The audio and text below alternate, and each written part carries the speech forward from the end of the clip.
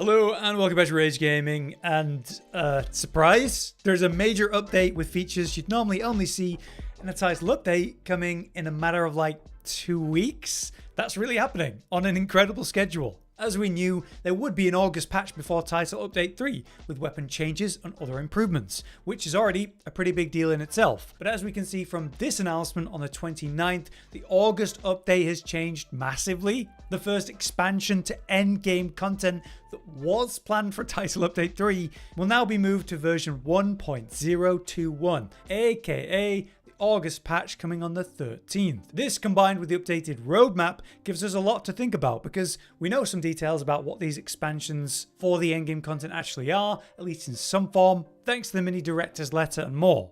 I will say now we should expect performance updates in Title Update 3 and 4 as they've said, and there's hope that we might see something for the August patch, but it's something to hope for, not exactly expect. And while it's definitely important that we keep making them aware that yeah, that's the top priority, we still do want the game to actually progress with new things to do. So let's sink our teeth into this big topic. Looking at the roadmap, what we've got coming up then is the August update. This features weapon balancing, different improvements, the Fender collaboration, and now this endgame expansion. You could call this a mini title update and be more than justified. So on the 13th of August, we're going to get these two unexpected additions, which is going to be a new level of quest difficulty, and second, a new reward system for those higher level quests. That reward system will center around new talismans, which have random skill combinations on them. Further, the weapon balance adjustments we were expecting are still coming, but as they state, the update will cover more weapons than originally planned, which was already a lot, mind you. And then there's also a mention of other improvements and adjustments to come, probably quality of life updates in that regard, and again, hopefully any performance improvements. Let's discuss what we know about the new talisman skill combos. This comes from the mini director's letter about the future of wilds, in which Title Update 3 and 4 were addressed. At that time, we were promised this.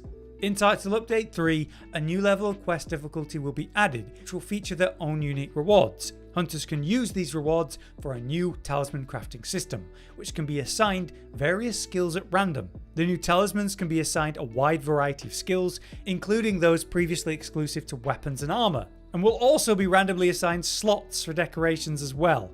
We believe this system will broaden the range of builds and create a gameplay loop that encourages players to equip themselves to take on the game's toughest challenges. So all of that is actually coming now in the August update on the 13th. This is a major deal because it's obviously very comparable to the talisman system we saw in Rise, where you have this RNG system where you're going to get a talisman with 1 or 2 skills on it, and then decoration slots up to all 3, and how big are they going to be? What was actually possible could be pretty insane, and so the longer term grind to try to keep rolling the odds and try to get an ideal talisman would unlock some serious build potential. Ultimately, what we do know is that skills normally only found on your weapon for offensive skill slots could be on these talismans. So things like crit boost, we could save our offensive decoration slots because we have that on a talisman, something like that. Then any of the armor skills that exist in the game, of which there's many, could be on the talisman. So we could end up using our armor more for set bonuses, decoration slots and that kind of thing, freeing up, completely new build potential as they state. Now hopefully whatever they mean by increased difficulty, maybe it's like 9-star monsters, is rewarding enough to give us that satisfaction reasonably quick, but also last long enough that we can kind of work on it long term. I want to see tier 2 monsters actually be in this category, as well as the tier 3 monsters. There isn't really a reason for me to go hunt Zuwu, and I love Zuwu, so I want them to include that kind of thing.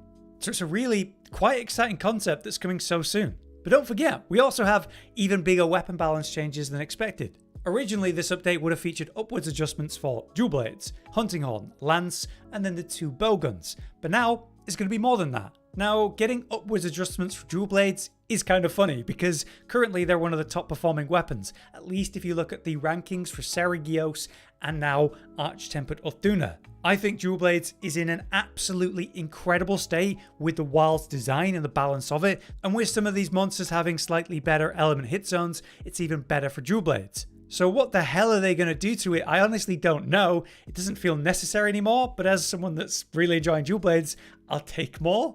Then you got Hunting Horn, which is, to be honest, doing fantastic now with output in general. What I would like to see for them is more control over the hunting horns they use, what melodies they have and why. More customization, direct control of that would be really nice for them. But anything again that improves the flow of that weapon, awesome. Meanwhile, for Lance and the two bowguns, I think it's pretty straightforward. Lance, its output is simply too low. It needs a DPS boost in some way, so that's what I want to see for that.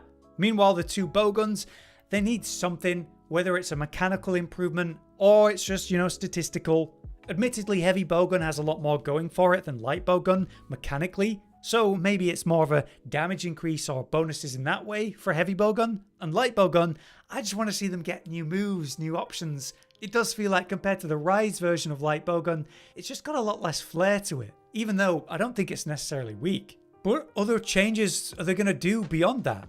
I mean, I still want to see Switch Axe get some big mechanical changes to prevent the weapon from just being the full release spam weapon that it is now. I want to see the morph attacks come back and that fun combo, zero sum discharge and so on. But I don't know, I'm doubtful we're going to get big important changes for Switch Axe like that in this case. The other weapon I can think of would be Bow, which has been lacking on output for quite some time, ever since really the launch changes that came after it was the top weapon by far in the beta. So a bit of a forward push for Bow would be something that I'd like to see.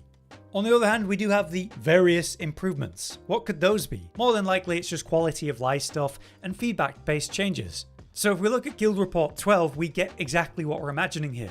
The team has heard requests regarding Artian weapon management and will implement improvements for that in the August update. So they're adding a new favorites feature that's actually not just going to be Artian weapons, but also regular weapons, armor, and talismans, which will be important in this update, allowing you to favorite an item. This means you can then sort and rearrange by favorites, and if you accidentally try to sell or dismantle something that you favorited, it'll make it harder to do that. So yeah, nice quality of life management there.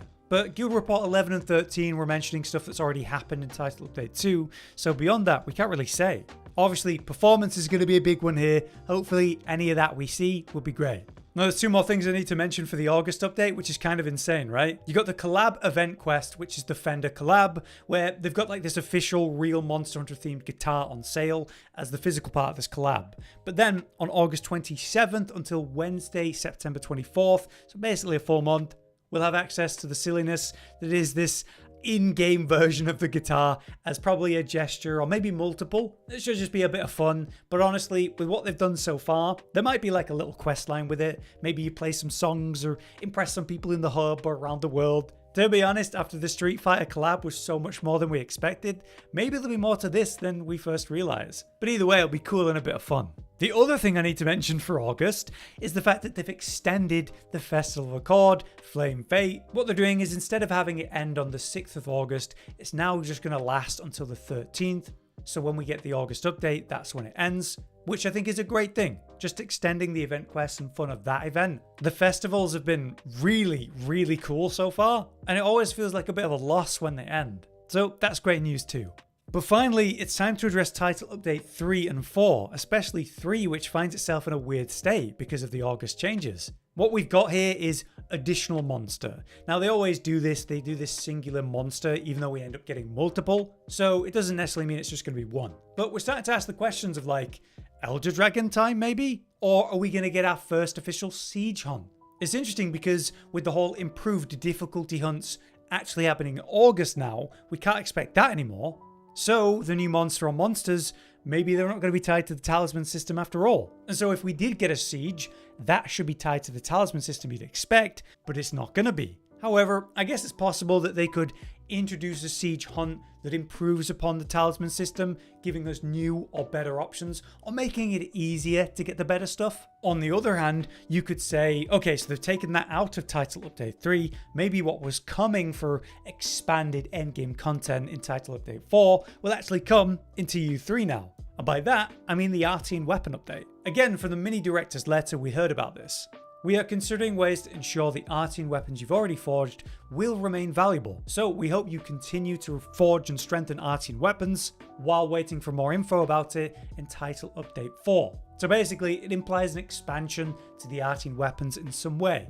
What that will be is unknown. Purple sharpness. Somehow like a 4th decoration slot for offensive skills. Maybe you get to slap on an extra offensive skill of your choice onto the weapon. It really could be anything. But I do think it'll be, here's the weapon that you've crafted and a new way to improve it, add to it, awaken it, something like that. Now, if they brought that whole system forward for Title Update 3 instead, then they could still tie it into the whole siege monster concept, if that's even what we do get. It might be wishful thinking that they just pull everything so far forward just because they did so with the August update. But if not, it definitely leaves me confused as to what kind of monster is going to come in Title Update 3. It should be a big deal that adds more length to the average play, and a siege monster would do exactly that, and it would fit about the right time.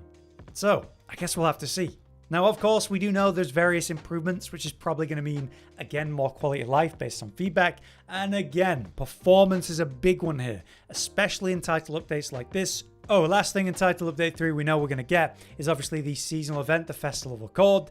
This one was probably going to be the Halloween one, just like we saw in World and Iceborne and so on. And again, I think these festivals have been pretty phenomenal overall, so I'm looking forward to anything they do with it.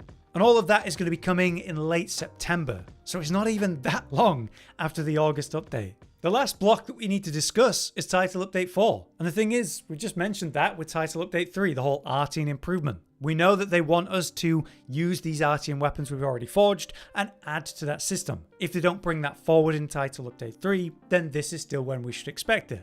Josh was mentioning to me that by this point, it might be cool if they added a new investigation type, like a trio version of a Great Hunt, where there's 3 monsters in that investigation instead of 2. The only time we've actually had that is one 3-monster hunt, which was the Triple Cumatrice Arena event quest as a special thing. But you know, you can imagine the Great Hunt's getting a bit more crazy by then.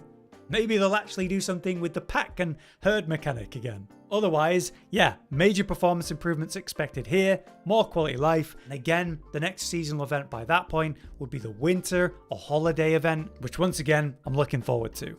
But yeah, that's our big talk about all of the big blocks of content coming to Wilds and my thoughts. Let me know what you're thinking. Obviously, very surprised by the August update, but I will take it. It's a pretty big deal that they're giving us so much mid-title update, even more so than the May one. Literal new content planned as a major system for a title update is just now coming as a mid-title patch. So yeah, we'll be covering it all as it happens, but until then, I've been Hollow, you've been you, and thank you for watching. Josh, Cotton, and Hollow with the videos, dropping the humor like a hammer on your tippy toes, bringing entertainment on a daily arrangement to take our insanity and turn it into entertainment. Yes, I said entertainment twice, to reiterate that it is nice to look into your faces on a mostly daily basis when you let us in your homes to make the whole world a stage. Goodbye.